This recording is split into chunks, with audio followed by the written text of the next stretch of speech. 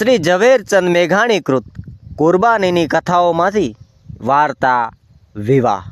રાતનો બીજો પોર જામતો ગયો, તેમ તેમ શરણાઈઓમાંથી બિહાગના સૂર નીકળવા લાગ્યા। ઢોલ નગારાનો કોલાહલ બંધ છે। માયરાની નીચે છેડાછેડી બાંધેલ વરકન્યા આંખો નમાવીને સપ્તપદીના મંત્રો સાંભળી રહ્યા છે। ચોપાસના ઝરૂખાઓની બારીઓ ખોલી ખોલીને નગરની રમણીઓ ઘૂમટાના ઝીણા બોકારામાંથી વરકન્યાને જોઈ રહી છે। અષાઢના 9મા દિવસની એ ઝરમર ઝરમર વરસતી રાત્રિએ ધીરું ધીરું આકાશ ગરજે છે ને ધરતી ઉપર ધીરી ધીરી શરણાઈ બોલે છે। એક કોણ પરણે છે? એક ક્ષત્રિય રાજા પરણે છે। મારવાડનો એક મંડલેશ્વર મેળતાનો તરુણ રાજા શરણાઈના એકલા સૂર ક્ષત્રિયના વિવાહમાં નહીં તો બીજે ક્યાં વાગે? ઈશાન ખૂણામાંથી વાયુના સુસવાટા વાય છે। આકાશની છાતી ઉપર વાદળા ઘેરાય છે। માયરામાં મણિજણિત ઝુમરો લટકી રહ્યા છે। દીવાઓ જાણે એ મણિઓની અંદર પોતાના હજારો પ્રતિબિંબો નિહાળી નિહાળી નાચી રહ્યા છે। જ્યોતિઓથી ઝળહળતા એ લગ્ન મંડપમાં અચાનક કોણ વિદેશી આવીને ઊભો રહ્યો? દરવાજે આ રણભેરી કોણે બજાવી? આ ગઢના નગારા પર દાંડી કેમ પડી? જાનૈયાઓ વીજળીના ચમકારાની જેમ ખડા કેમ થઈ ગયા?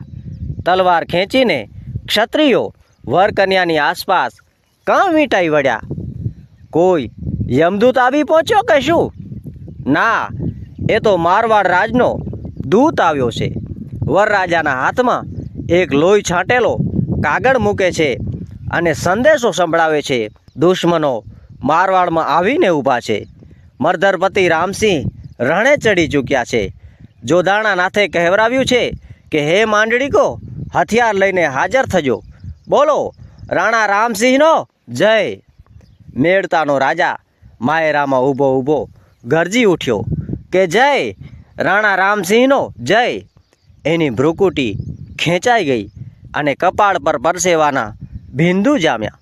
પરણતી કન્યાની નમેલી આંખોમાં આંસુ છલછલ થાય છે। એનું અંગ થરથર થાય છે।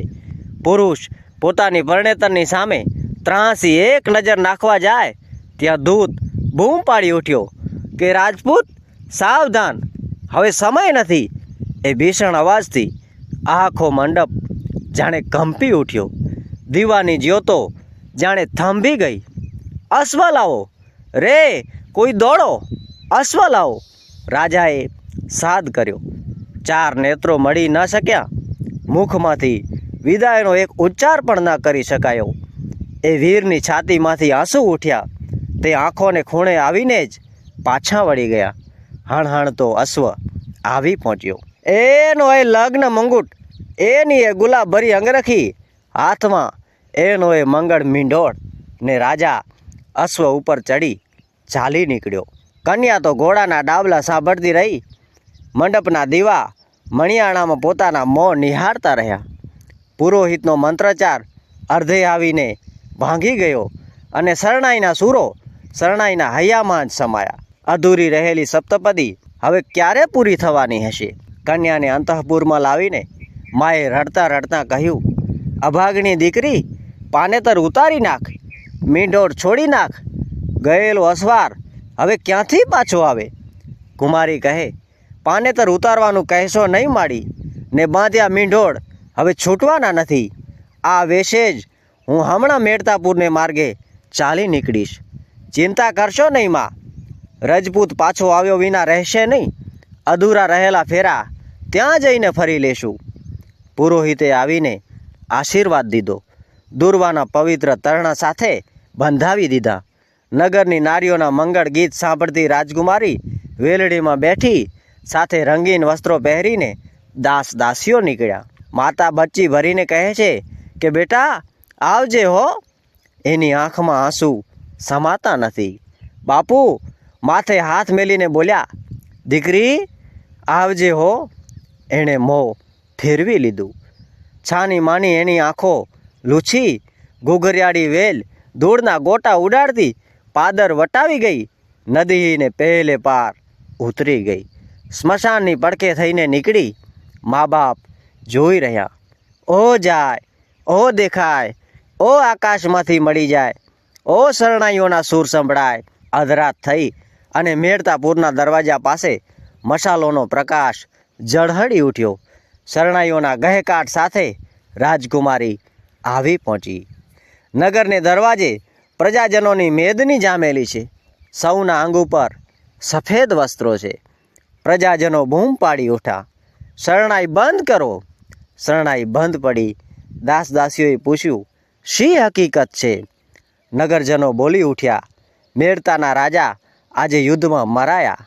અહીં એની ચિતા ખડકાય છે, એને અગ્નિદાહ દેવાશે.